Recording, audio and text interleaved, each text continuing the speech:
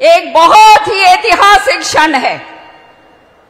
5-6 दिन बाद चुनाव आने वाला है और आप लोग तय करेंगे आने वाला भविष्य हरियाणा का, और वो भविष्य होगा तीसरी बार कमल का फूल पूरे हरियाणा के अंदर हम खिलाएंगे। हाथ खड़े करके बता दो मुझे, सारे के सारे तीसरी बार सरकार बनेगी, जनहित के काम करेंगे।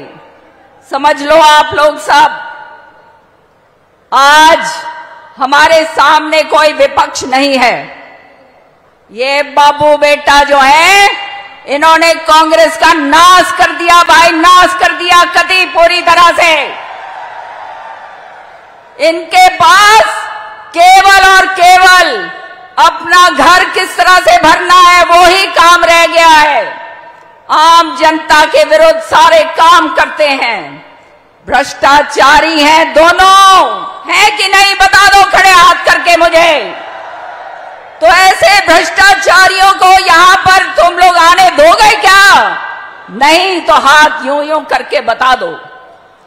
ये हाल जो है इनके, इन्होंने वो सत्यानाश करा, पूरा पंचकुला से लेकर और पूरा फरीदाबाद, गुड़गांव, रोहतक, झज्जर, सोनीपत, हिसार, कौन सी जगह नहीं छोड़ी। सारे मेरे किसान भाइयों की जमीनें औने पौने दामों के अंदर खरीदकर बड़े बड़े पूंजीपति को बेच दी, और आज ये अपने आप को किसान हितैषी बताते हैं। शर्म आनी चाहिए इनको, आनी चाहिए शर्म या नहीं बताओ मुझे। आज हमारा देश प्रदेश जो है ये कृषि प्रधान प्रदेश है, और अगर कृषि जो है हमारा वो समृद्ध है तो हमारा प्रदेश भी समृद्ध है। भाइयों बहनों, याद रखना एक बात, आज हरियाणा के अंदर हमारे मुख्यमंत्री जी के नेतृत्व में वो काम हुए हैं ऐतिहासिक हमारे कृषि के लिए जो आज तक हरियाणा के अंदर नहीं हुए। बता दो ये सच बात है या नहीं है, बता दो, सच्चाई है ये। आज 24 फसलों के ऊपर एमएसपी हम दे रहे हैं, बोनस दे रहे हैं। किसान आंदोलन जो था हमने पूरी तरह से समाप्त कर दिया है।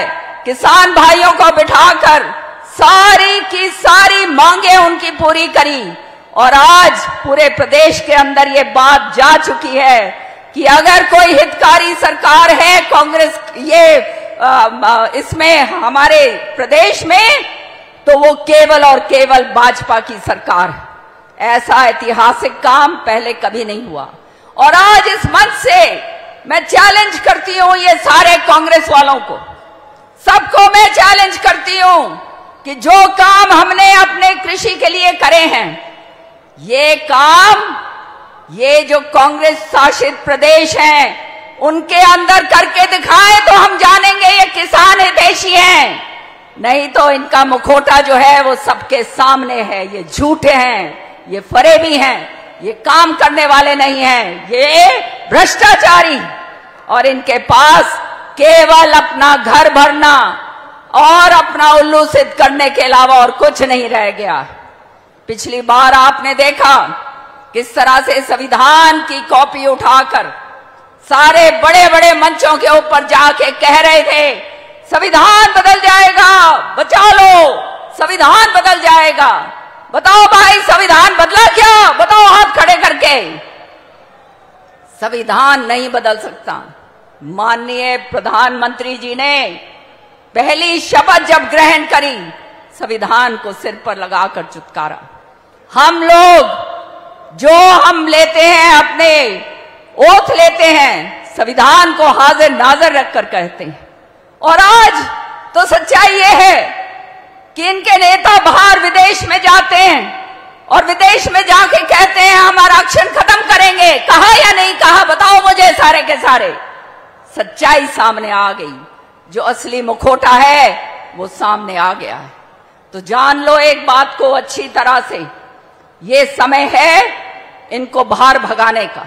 ये समय है दोबारा से तीसरी बार भाजपा सरकार लाने का और जनहित की नीतियां लागू करवाने का।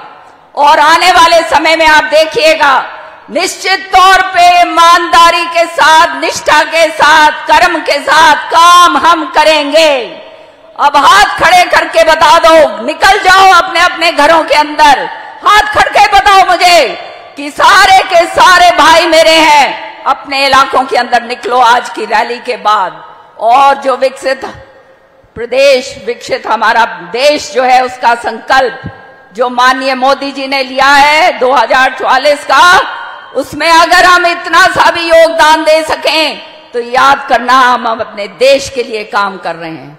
आप सबका बहुत बहुत तहे दिल से धन्यवाद करती हूं और मुझे पूरी आशा है कि आने वाले समय में ये भ्रष्टाचारियों को दूर करोगे। एक बारी हाथ खड़े करके बता दो, दूर करोगे या नहीं करोगे?